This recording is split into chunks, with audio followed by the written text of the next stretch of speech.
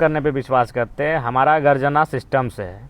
आप बोलो रात के अंधेरे में चोर उचक्के जैसा जो लोग शिलान्यास का बोर्ड तोड़ के गए हैं, अगर हम विधायक होकर उन पर अपना ध्यान केंद्रित करें तो हमारे कार्यकर्ता देख लेंगे और जनता देखेगी कि आज उन्होंने क्या उनकी सोच है। 20 सालों का भाई उनका साम्राज्य का अंत हुआ है, तो लेकिन फिर भी राजनीति में स्वागत करना चाहिए। जनता ने आपको 20 साल मौका दिया था, आपने सेवा किया। अब अगर जनता ने किसी और को चुना है तो आपको स्वीकारना चाहिए। वो मेरा काम नहीं था, वो जयराम महतो का काम नहीं था। आप जयराम महतो को अगले चुनाव में कैसे हराएंगे, उसकी तैयारी कर सकते हैं, लेकिन जो काम हो रहा है योजनाओं का, विकास का, वो जनता का काम है। उस शिलान्यास को बोर्ड को आप तोड़ रहे हैं तो आप केवल मेरे नाम को नहीं तोड़ रहे हैं या मेरे नाम के बोर्ड को नहीं तोड़ रहे हैं, आप जनता ने जो जनादेश दिया है उसे तोड़ रहे हैं, जनता के योजनाओं के, जनता के विकास के कार्यों को तोड़ रहे हैं। तो ये दुर्भाग्य का विषय है।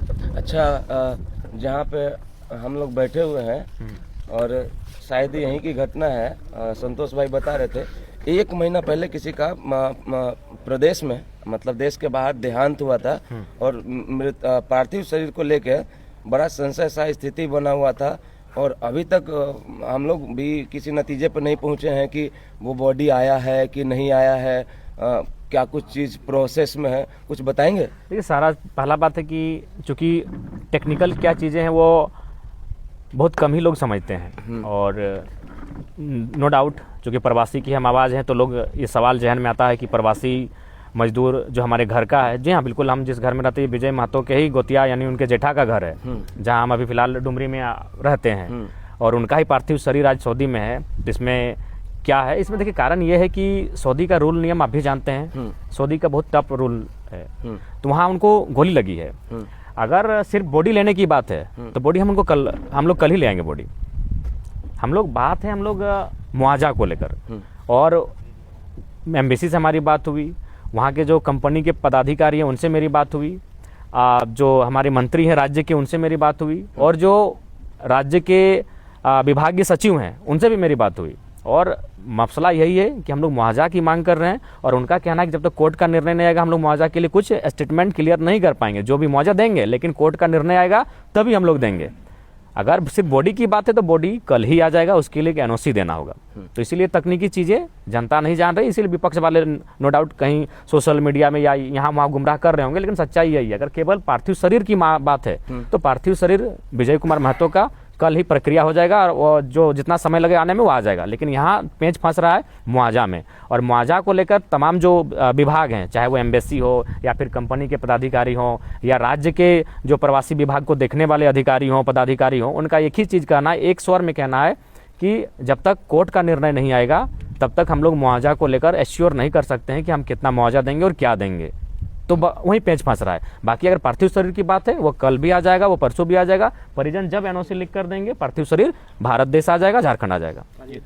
विधायक जी, प्रवासी की बात आया तो याद होगा कि विगत 9 महीना पहले एक नाइजर में कुछ बंधकों को बनाया गया था, आपने विधानसभा में बात रखा था और आपके पार्टी के द्वारा, राज्यपाल द्वारा भी संज्ञान दिया गया था। उस मामले को पता चला है कि वो प्रवासी मजदूर शायद मुंबई अभी तक आ चुके हैं, तो आपको कैसा लग रहा है कि आपके प्रयास को कारण वहाँ पे उन लोगों? मेरे अलावा भी बाकी लोगों का प्रयास है। मैं कभी भी जिस काम को मैं करता हूँ अगर उसमें कोई लोग प्रयास करते हैं तो मुझे सच बात कहने में अफसोस नहीं होता है और ना ही मैंने एक नकारात्मक किसी के प्रति सोचता हूँ। बाकी लेकिन मूलतः जो प्रयास था विधानसभा में मैंने बात को उठाया, महामहिम से भी परिजनों को मैंने मिलवाया और जिस तरह से 9 महीना उन लोग, हाँ 8-9 महीना बाद उनको, तो परिवार को जो मानसिक देखिए बिल्कुल उसको लेकर भी मैंने कई बार उपायुक्त को भी कहा कि कम से कम उनके भोजन पानी की व्यवस्था करें। वो समय समय पर थोड़ा बहुत किए हैं लेकिन उतना पर्याप्त नहीं कर पाए हैं। दूसरी बात है कि राज्य सरकार को इस विषय में सोचना चाहिए। चलिए एक काम अच्छा हुआ, उसके लिए केंद्र और राज्य की दोनों टीमों को और दोनों सरकारों को धन्यवाद देंगे। दोनों के प्रयास से और हम लोगों जनप्रतिनिधियों के प्रयास से वो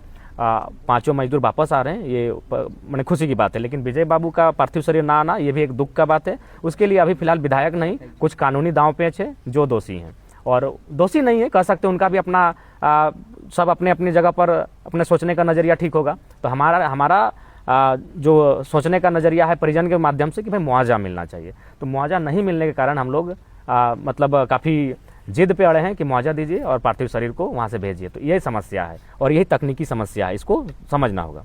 चलिए एक थोड़ा सा इसमें ऐड कर देता हूँ क्योंकि वो भी तूल पकड़ा हुआ है। जब आप इतने कम समय में इतना बड़ा धनराशि अर्जित किया और धर्म के आड़ में इतना सारा मतलब अपना एक मतलब एम्पायर खड़ा किया गया। तो उसके उपरांत एक पत्रकार है, नाम नहीं लूंगा, लेकिन उनके शब्दों से दर्शकों को पता चलेगा। वो कहते हैं कि जयराम का प्रॉपर्टी का भी चेकअप होना हाँ चाहिए। तो करवा लेना। हाँ। जयराम महतो का प्रॉपर्टी का चेक करना सबसे आसान है।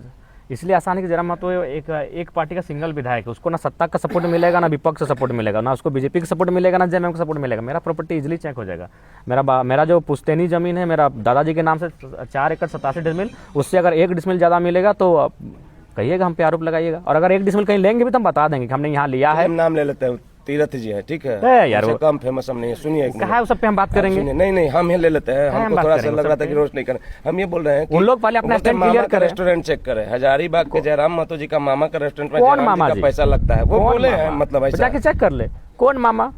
मेरा मामा घर आमडी में है, जाइए देखिए मेरा मामा लोग का क्या स्थिति है, नहीं है। अरे उसका खुद का स्टैंड क्लियर नहीं, कोई राजनेता है, सोशल एक्टिविस्ट है, या रिपोर्टर है, या फिर माने कुर्मी और जयराम का एंटी है।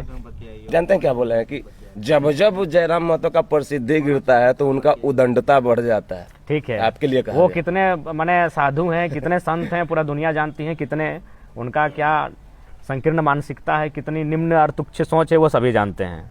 इसलिए मैं जरूरी वाजिब समझा आए था, तो फिर मुझसे रहा नहीं हम गया। अगर बुरे ही थे तो कहाँ थे टिकट मांगने? हमारे पास 48 मिनट बात हुआ था।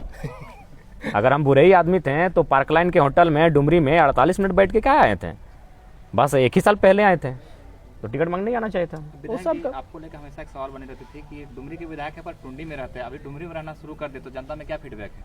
नहीं, अभी ठीक है, बढ़िया फीडबैक है अभी। और हमको भी लगता था कि भाई जहाँ के विधायक हैं वहाँ रहना चाहिए। हमको बड़ा अच्छा लगता है कि आप मतलब देखिए, सबसे इम्पोर्टेंट सवाल, चलिए